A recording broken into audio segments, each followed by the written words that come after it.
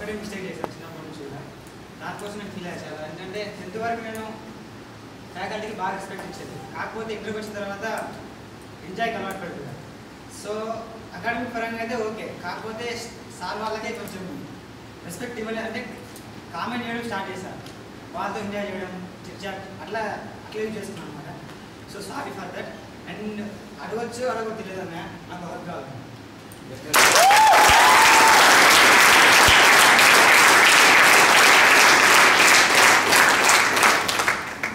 First of all ఈ అవకాశం ఇచ్చినందుకు ప్రిన్సిపల్ సార్కి thank you so much.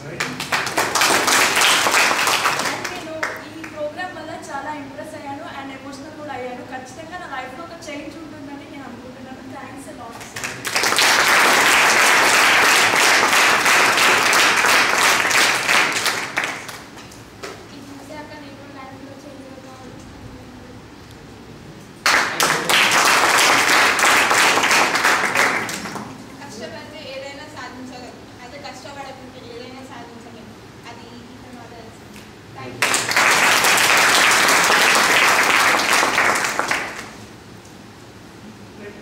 Good evening madam.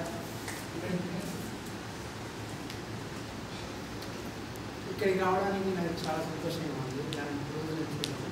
ఎందుకంటే నా దగ్గర మనీ లేదు సార్, నా దగ్గర అందరి దగ్గర మనీ వాళ్ళందరూ వచ్చారు, బట్ నా దగ్గర మనీ లేక నేను రాలేకపోయాను. కానీ ఆ రోజు ఉన్నప్పుడు చాలా సంతోషంగా ఉంది. ఈ రోజే నేను చేంజ్ అవుతానని నాకు నమ్మకం ఉంది. బట్ నేనైతే ఒకటి కనుగొన్నాను, మనిషిలో ఒక శక్తి ఉందని నాకు చాలా నమ్మకం ఉన్నది. ఆ శక్తి నేను నిరూపించుకోలేకపోతున్నాను.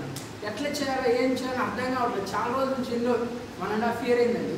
ఏం చేయాలని అర్థం కావట్లేదు. ప్రతి ఒక్క మనిషిలో ఒక శక్తి ఉందని ప్రతి ఒక్కరికి తెలుసు, బట్ దాన్ని చేయలేకపోతున్నాను, నిరూపించలేకపోతున్నాను. బట్ ఈరోజు నేను సార్ వల్ల చాలా నేను నేర్చుకున్నాను. అది ఎలా ఆచరణలో పెట్టాలని నేను చాలా నేర్చుకున్నాను. This is day 1 of that day. Thank you very much.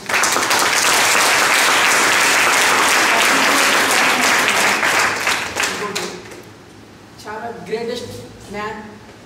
ఎందుకంటే నా దగ్గర మనీ లేకపోయినా కానీ సార్ నన్ను రప్పించి నన్ను ఇంప్రూవ్ చేసినందుకు చాలా థ్యాంక్ యూ వెరీ మచ్. ఏ రోజైనా కానీ సార్ గురించి నేను చెప్తానని నాకు చాలా నమ్మకం ఉంది.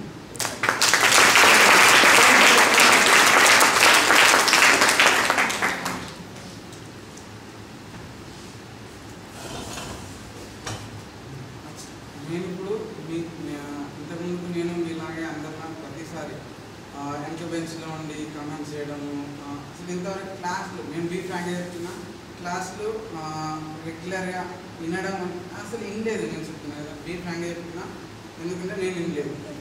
మీలాగానే వెనకాలను ఇప్పుడు ఇక్కడికి వచ్చి మాట్లాడాలంటే కూడా నాకు స్టేజ్ ఫియర్ చాలా మాట్లాడాలి, నేను మాట్లాడగలను అన్న కాన్ఫిడెన్స్ ఉంది. కానీ స్టేజ్ ఫియర్ వల్ల ఇప్పటికీ నాకు ఉంది, చాలా స్పీకర్ వస్తుంది, వాయిస్ కూడా చూడండి చేంజ్ వస్తుంది. నేను ఇక్కడికి వచ్చి 3 years అయింది. 3 years నుంచి ఫస్ట్ ఇయర్కి, సెకండ్ ఇయర్కి, థర్డ్ ఇయర్కి నాలో చేంజ్ వచ్చింది. అది నాకు తెలుసు. ఫస్ట్ ఇయర్లో ఉన్న బిహేవియర్కి, సెకండ్ ఇయర్లో ఉన్న బిహేవియర్కి చాలా చేంజ్ వచ్చింది, అది నాకు తెలుసు. బట్ కాకపోతే ఈ థర్డ్ ఇయర్లో నాకు వచ్చిందంటే ఓకే, ఫస్ట్ ఇయర్ ఎంజాయ్ చేస్తాను, సెకండ్ ఇయర్ నెక్స్ట్ ఏంటి, ఈ ఇయర్ అయిపోతుంది, ఫోర్త్ ఇయర్ ఏం చేయాలి, నెక్స్ట్ ఏం చేయాలో తెలియదు. లైఫ్ ఎట్లా సక్సెస్ చేస్తాను తెలియదు. మొన్న సెమినార్ కూడా నేను చెప్పాడు, ఇంతవరకు మీ ఇలాంటి సెమినార్ మీకు ఎవరు ఇచ్చిండరు, అసలు ఇలాంటి మాటలు ఎవరు చెప్పుకున్నాను, నేనే అంటాను అందరు ఇలానే చెప్తున్నారు. కొత్త విషయాలు ఏం చెప్తారు, మా చేయాలి, కానీ నిజంగా నేర్పించాను.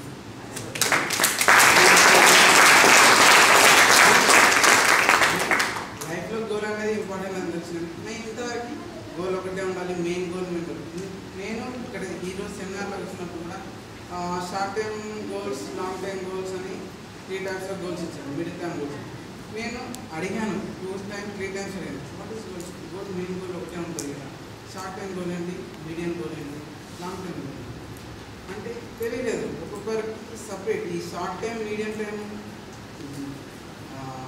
రీచ్ అయితేనే మన సక్సెస్ని మీట్ అవ్వగలుగుతాం. అది ప్రజల ద్వారా తెలిసింది.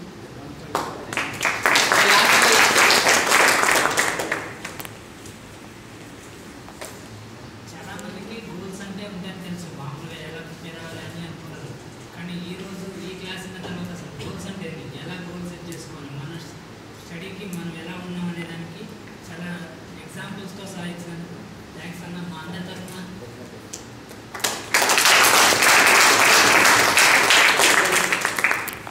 have very less time. We take fast. Okay, buses are waiting. అసలు మా ఫ్రెండ్స్ ఈ స్పీచ్ని మిస్ అయినందుకు చాలా ఫీల్ అవుతున్నాను. వాళ్ళు కూడా వచ్చి మా ఈ స్పీచ్ని thank you sir. No problem.